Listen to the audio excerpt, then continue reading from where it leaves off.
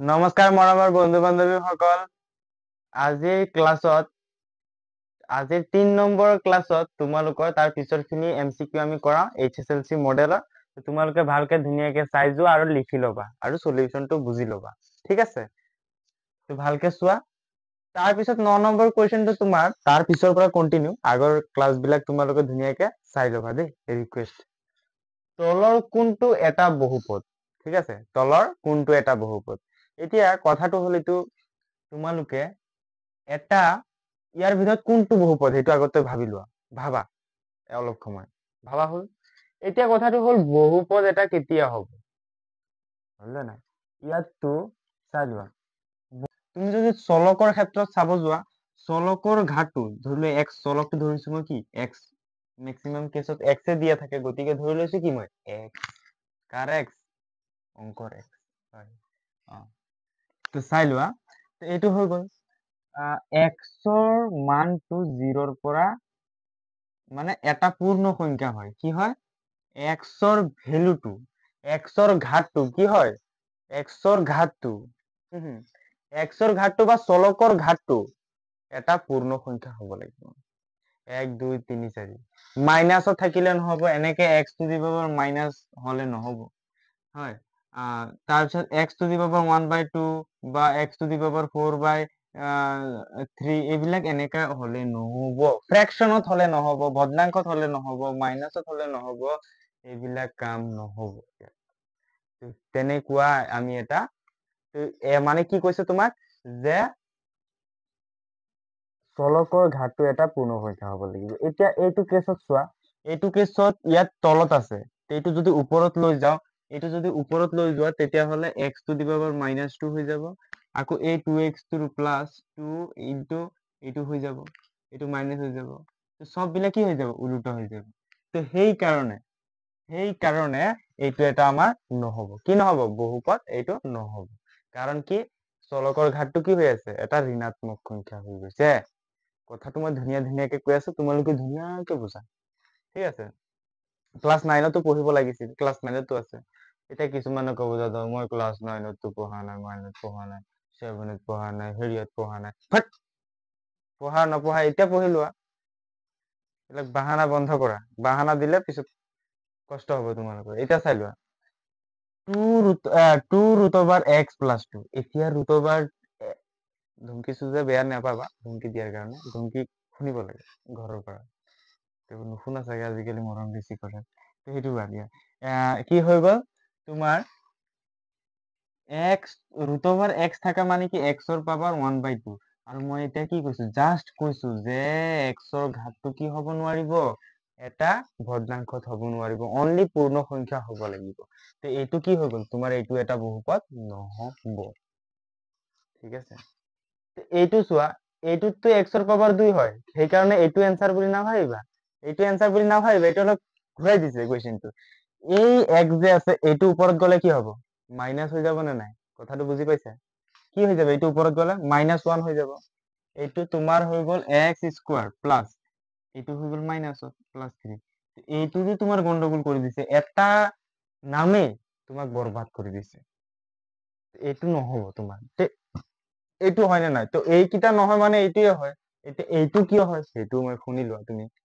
এতিয়া এইটো হৰণ দিছে হয়, x² plus 5x plus 6, 6x x plus 2 ৰে হৰণ কৰিব লাগে, কি কৰিব লাগে, হৰণ কৰিব লাগে। তেতিয়াহ'লে এইটো চালো, x² প্লাস 5x প্লাস 6, তুমি x প্লাস 2 ৰে হৰণ, মই কৰি দেখাই দি আছো, আচলতে এইটো কৰিব নালাগে, তুমি কৰি চাব পাৰা। তেতিয়া এইটোৰে x যদি পূৰণ কৰো, x ইনটু x কি হ'ব, x², এতিয়া 2 লগত পূৰণ কৰিলে প্লাস 2x হৈ গ'ল, এইটো মনে মনে মাইনাস হৈ যাব, তো ইয়াৰ পৰা হৈ গ'ল 5ৰ পৰা 2 গ'ল 3x প্লাস 6, তো ইয়াৰ পৰা কি হ'ব, প্লাস 3 দি যদি কৰো তেতিয়াহ'লে 3x, আকৌ 3 2 6, এইবিলাক তোমালোকে আশা কৰো কৰিব পাৰা, 2 নম্বৰ চেপ্টাৰত আছিলে।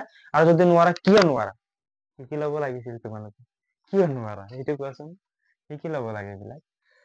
তো হৈ গ'ল, তো এই যে x প্লাস 3 টো, এই কাটিয়ে দিলো, x প্লাস 3 টো যে আছে, x ৰ পাৱাৰটো কি হয় 1 হয়, তেতিয়াহ'লে এইটো এটা কি হ'ব তোমাৰ বহুপদ হ'ব, এইটো অপচন হ'ব। চাই ল'বা দেই, এনেকুৱা টাইপৰে কিন্তু কুৱেশ্যন আহিব, তোমালোকে একো টেনচন ল'ব নালাগে। একো টেনচনে ল'ব নালাগে, অলপ ভালকে খালি ধুনীয়াকে পঢ়ি যাবা হয়। এনেকুৱাই আহিব, বেলেগ কুৱেশ্যন নাহে। তাৰ পিছৰ কুৱেশ্যনটো চোৱা, এইবিলাক কনচেপচুৱেল কিন্তু x square plus bx plus c equal to 0 a is not equal to 0 সমীকৰণটোৰ মূল দুটাৰ পূৰণফল যোগফলৰ সৈতে সমান হ'ব যদিহে, কথাটো ভালকে বুজি ল'বা এইটো, যে সমীকৰণটোৰ মূল দুটা থাকে, দ্বিঘাত সমীকৰণৰ মূল কেইটা থাকে? দুটা থাকে। তো পূৰণফল যোগফলৰ সৈতে সমান। তো দ্বিঘাত সমীকৰণৰ পূৰণফল যিকোনো সংখ্যাৰ পূৰণফল মানে আলফা ইনটু বিটা বুলি ধৰি লোৱা শূন্যকেইটা, আৰু যোগফলৰ সৈতে সমান আলফা প্লাস বিটা। পূৰণফল শূন্য মানে মূল কেইটাৰ পূৰণফল আৰু মূল কেইটাৰ যোগফলৰ সৈতে সমান বুলি কৈছে। তো চালো আলফা ইনটু বিটা তো কি হয়? এইটো চি বাই এ। এইটো তুমি 2 নম্বৰ চেপ্টাৰৰ লগত মিলাই বহুপদৰ নিচিনা তুমি ধৰিব পাৰা, C by A equal to, আৰু এইটো কি আছিল তোমাৰ মাইনাস বি বাই এ আছিল নে নাই? যোগফল মাইনাস বি বাই এ, মূল কেইটাৰ যোগফল, মূল বা শূন্য কেইটাৰ যোগফল মাইনাস বি বাই এ, আৰু এইটো কি হয়? পূৰণফলটো চি বাই এ। এতিয়া চোৱা এ তলে তলে কাটা গ'ল নে নাই? দুই চাইডে সমান চাইডে একে চাইডে আছে, তো কাটা গ'ল, একে ৰেখি মান থাকিলে কাটা যায়। তো C equal to minus B, তো চাই লোৱা এইটো এইফালে আহিলে C plus B equal to তল এইফালে কি থাকি গ'ল? 0 থাকিব। এইফালে কি থাকিব? 0, কাৰণ মাইনাস বি টো এইফালে আহি গ'ল, প্লাস বি হৈ গ'ল। তো C plus B equal to 0, তো কোনটো অপচন হয় চাই লোৱা। চি প্লাস বি নাই, মানে বি প্লাস চি, তুমি এনেকেও লিখিব পাৰা এইটো B plus C equal to 0, কাৰণ এইটো ইয়াত লিখা কথাটো একে হয় নে নাই? প্লাছত থাকিলেতো একেই হয় কথাটো। তো চাই লোৱা B plus C equal to 0, এই বস্তুটো তুমি সাইডত লিখি ল'বা, বুজি ল'বা কোনটো অপচন হ'ব, এইটো অপচন হ'ব, ধুনীয়াকে বুজি ল'বা। কৈছে কি শূন্য পূৰণফল, মূল দুটাৰ পূৰণফল এইটো আলফা ইনটু বিটা, আৰু যোগফল আলফা প্লাস বিটা, পূৰণফলটো কি হয়? চি বাই এ, আৰু যোগফলটো কি হয়? মাইনাস বি বাই এ, এইটো হ'ব। ঠিক আছে, আশা কৰো ধুনীয়াকে বুজি পাইছা। তাৰপিছত 11 নম্বৰ যে মই কুৱেশ্যনটো লিখিছো, ইজ দ্য মোস্টাৰ then important for your exam. চাই লোৱা, উক্তিবোৰ বিবেচনা কৰা, আহিবই তোমালোকৰ এনেকে টাইপৰ। ঠিক আছে, তো চাই লোৱা, তুমি বুজি পাব লাগিব এইটো শুদ্ধ হয় নে নাই। যে দিয়া আছে 1 নম্বৰটো, উক্তিবোৰ বিবেচনা কৰা, 11 নম্বৰ কুৱেশ্যন, যে এই সংখ্যাটোৰ প্ৰামাণিক ৰূপটো এইটো হয় নে নহয়। তো চাই লোৱা এইটো হয় নে নাই, তুমি নিজে চাব লাগিব। ইয়াত চোৱা, দশমিকটো ক'ত আছে? ইয়াত আছে। দশমিকটো ক'ত আছে? ইয়াত আছে। তো কেইঘৰ গৈছে? 1 ঘৰ, 2 ঘৰ, 3 ঘৰ, 4 ঘৰ, 5 ঘৰ, ইয়াত আহিব দশমিকটো, ইয়াত আহিব 9.4ত আহিব, ইয়াত আহিব, 6 ঘৰ হৈ গ'ল, 5 ঘৰ আৰু এইফালে 6 ঘৰ। তেতিয়াহ'লে 9.4 ইনটু 10 টু দি পাৱাৰ 6 আহিব, আহিছে কিমান? 5। তেতিয়াহ'লে এইটো শুদ্ধ নে অশুদ্ধ? অশুদ্ধ। কি হৈ গ'ল? শুদ্ধ নে অশুদ্ধ? অশুদ্ধ। প্ৰথমটো অশুদ্ধ, মানে এইটো অপচনটো নহ'ব। পিছৰ কথা এইটো। এতিয়া এইটো হৈ গ'ল অশুদ্ধ। যদি 10 টু দি পাৱাৰ -6 থাকিলে, এইটো জানা নে নাই? এইটো জানিব লাগে, ক্লাছ 7ত আছে, 8ত আছে, কিয় নাজানো? 9ত আছে, এইবিলাকতো একদম ইজি অংক, এইবিলাক পাৰা, চবে পাৰা, মোৰ আশা মতে চবে পাৰা। এতিয়া -3 to the power m+1 into -3 to the power 5 equal to -3 to the power 7, তেন্তে m ৰ মান কি? চাই লোৱা, যদি এইকেইটা ভূমিকেইটা একে, তেতিয়াহ'লে এইকেইটাও কি হ'ব? a টু দি পাৱাৰ এই দুটা প্লাস হ'ব। ভূমিকেইটা একে আৰু পূৰণত আছে, তেতিয়াহ'লে ওপৰৰ ঘাতকেইটা কি হ'ব? প্লাস হ'ব। এতেকে ঘাত এইটোত কি আছে? m+1 প্লাস, তাৰপিছত সেকেন্ড ঘাতটোত 5 ইকুৱেল টু কিমান? 7, এইটো। তো চাই লোৱা m একে পাঁচে কিমান? 6 equal to 7, m equal to 7 minus 6 equal to 1। 7ৰ পৰা 6 গ'লে কিমান? 1। একদম ভেৰি চিম্পল, একদম ইজি কুৱেশ্যন। চাই লোৱা, খালি এই বস্তুটো মনত ৰাখিব লাগে যিবিলাক তোমালোকৰ মনত আছে, ৰিভিজনতে তোমালোকৰ দিয়া আছে। ঠিক আছে, তেতিয়াহ'লে এইটো অপচন শুদ্ধ হয় নে? ইয়াৰ m ৰ মান 1 হ'ব, এইটো 1 ওলাই গ'ল, তেতিয়াহ'লে এইটো কি হৈ গ'ল? শুদ্ধ হৈ গ'ল। তুমি কৰি চাব লাগিব, বুজি পাব লাগিব। ঠিক আছে, তাৰপিছত আটাইতকৈ সৰু মৌলিক সংখ্যা আৰু আটাইতকৈ সৰু যৌগিক সংখ্যাৰ গ.সা.উ, মানে গৰিষ্ঠ সাধাৰণ উৎপাদক হ'ল 2। আটাইতকৈ সৰু মৌলিক সংখ্যাটো কি? 2। আটাইতকৈ সৰু যৌগিক সংখ্যাটো কি? 4। আটাইতকৈ সৰু যৌগিক সংখ্যাটো 4। তো চাই লোৱা, এইকেইটাৰ কি ওলাব দিছে? তোমাৰ গ.সা.গু। তো 2টো যদি 2ৰে কৰা 2 এগুণ 2, এইটো যদি 2ৰে কৰা 2 দুগুণ 4 হ'ল। তো মানে কমন কি আহি আছে? ইয়াত দুটাতে 2 আছে, তো কমনটো কি আহিব? 2 আহিব। 2 আৰু 4ৰ ভিতৰত কমন কি 2 কমন, এইটোতো দেখা দেখি কৰিও চাব নালাগে, এইটো বেকাৰ কৰি চোৱাটো, মুখে মুখে ওলাই। এইটো অপশনটো কি হ'ব তোমালোকৰ শুদ্ধ হ'ব। তো চাইলে 1 নম্বৰটো তোমালোকৰ এনসাৰ ভুল, 2 নম্বৰটো শুদ্ধ, 3 নম্বৰটো শুদ্ধ। তেতিয়াহ'লে অপশন শুদ্ধ উত্তৰটো বাছি ওলোৱা, কেৱল একটো শুদ্ধ বুলি কৈছে, নহয়। একটো শুদ্ধ নেকি? নহয়। কেৱল দুইটো শুদ্ধ, দুইটো শুদ্ধ হয়, কিন্তু কেৱল দুইটো শুদ্ধ নহয়, তিনিওটো শুদ্ধ হয়, হয় নে নাই? তেতিয়াহ'লে কেৱল 2 আৰু 3, তেতিয়াহ'লে অপশন হ'ব তোমাৰ চি। ডি অপশনটো দিয়া নাই, ইয়াত ঠাইৰ প্ৰব্লেম হ'ব বুলি, আৰু এটা অপশন আছে।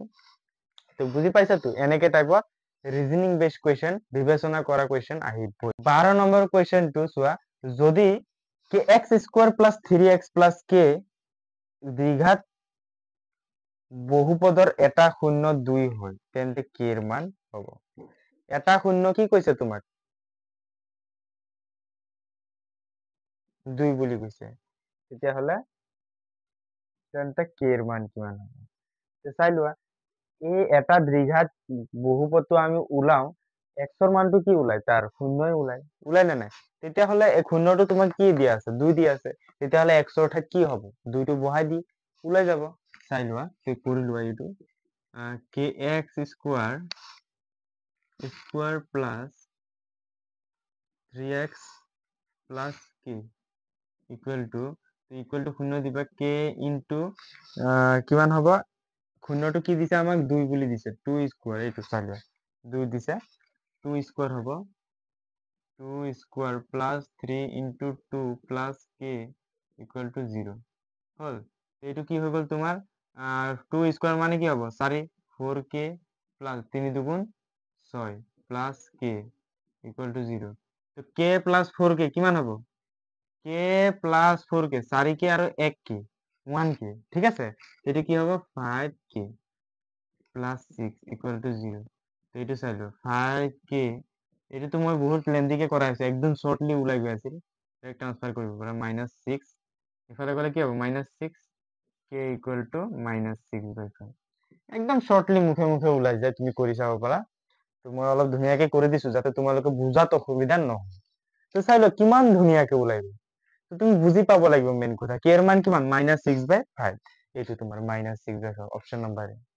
আশা কৰো তোমালোকে ধুনীয়াকে বুজি পাইছা। তো আজিৰ এই ক্লাছটোত এইটোৱে, ধুনীয়াকে পঢ়ি থকা, টিল দেন টাটা বাই। আৰু লগৰ বিলাকৰ লগত, বন্ধু বিলাকৰ লগত শ্বেয়াৰ কৰিবা।